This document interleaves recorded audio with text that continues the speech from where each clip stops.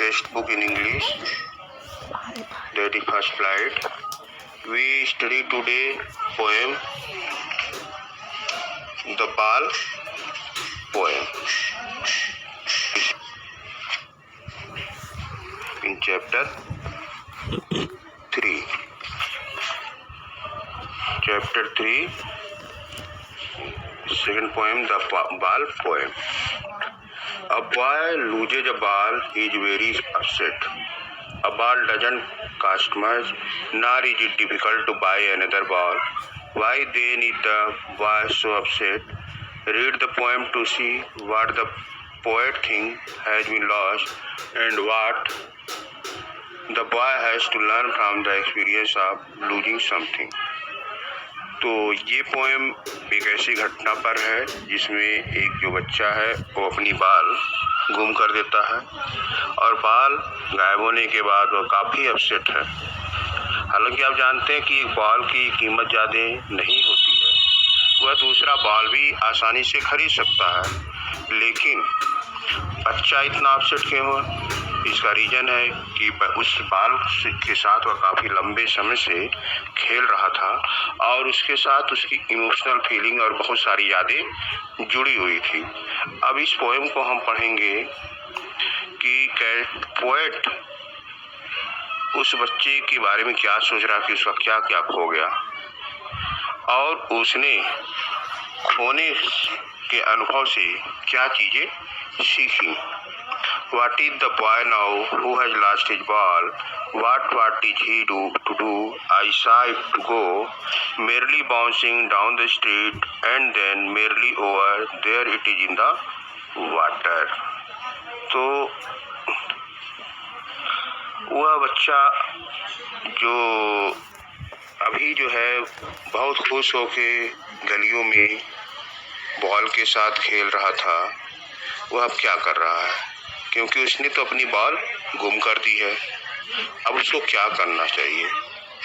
Poet कहता कि मैं उसे देख रहा था कि वह बहुत खुशी से बॉल को उछालते हुए गलियों में जा रहा था, रास्ते से जा रहा था, तभी अचानक यह पानी में चला गया।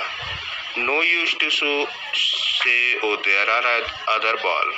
अब उस बच्चे को देख के ऐसा नहीं लगता है कि उससे ये कहना उचित होगा कि कोई बात नहीं है, चलो दूसरी बाल तुमको मिल जाएगी। An ultimate shaking grief fixes the boy as he stand rigid trembling staring down. क्योंकि वह बच्चा जिसको मैं देख रहा था उसके चेहरे पे इतना ज़्यादा दुख था इस बात को खोने का और एकदम रिजिड हो गए, एकदम मूर्तिबद्ध हो गए और बड़े दुख के साथ उस बाल को देख रहा था।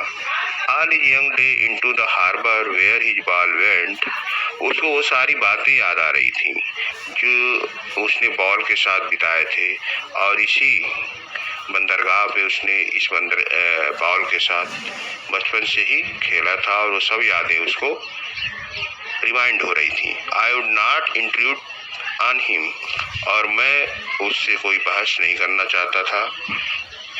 A time another ball is worthless. अगर दूसरी बॉल की कीमत देखो तो 10 सेंट से भी ज़्यादा नहीं होगी। Now he senses first responsibility. लेकिन इस बॉल को खोने के बाद आज उसको पहली बार अपनी जिम्मेदारी का एहसास हो रहा है। In a word of position people will take ball will be lost always little boy. तो अगर इस हम भौतिकवादी दुनिया में भी देखें तो लोग क्या करते हैं? बॉल की तरह ही बहुत सारे धन संपत्ति संग्रह करते हैं, लेकिन एक दिन क्या होता, उनकी सारी धन संपत्ति सब चली जाती है, जिस तरह से लिटिल बॉय का बॉल चला गया। And no one buy a ball back. और जिस तरह से वो बच्चा दूसरी बॉल नहीं खरीदना चाहता है या नहीं खरीद सकता है, उसी तरह कोई भी जब उनकी संपत्ति गुम हो जाती है तो उसको वापस नहीं मिल सकता। Money is external. पैसा क्या है? वो एक्सटर्नल चीज़ है, वो कभी किसी एक के पास स्थिर होके नहीं रह सकता। He is learning well behind his discrete eyes. तो वह सीख रहा है उसकी उदास आंखों के पीछे मुझे ऐसा एहसास हो रहा कि वो बहुत सारी चीज़ों को सीखने का अनुभव प्राप्त कर रहा है बॉल को खोने के बाद। उसी तरह मनुष्य भी जब एक बार कोई कीमती चीज़ खो देता है तब उसे उसका अनुभव होता है। Knowing what every man must one day know and most know many day how to stand up। और हर आदमी जानता, एक दिन यह जान पाता है कि कोई भी चीज है उसका मूल्य क्या है और किसी चीज को खोने के बाद फिर से कैसे संभलते हैं, कैसे खड़े होते हैं और आगे बढ़ते हैं। इस चीज को भी वे सीख पाते हैं। जिस तरह से बच्चा भी आज पहली बार इस बात का अनुभव कर रहा है कि किस तरह बाल को खोने के बाद वह बाल को गुम होने का एहसास उसे है, लेकिन वह फिर भी उस दुख से अपने आप को बाहर निकलता है, अपने आप को दोबारा स्टैंड करने की कोशिश करता है, दोबारा से ढाढ़स बताता है और आगे बढ़ता है।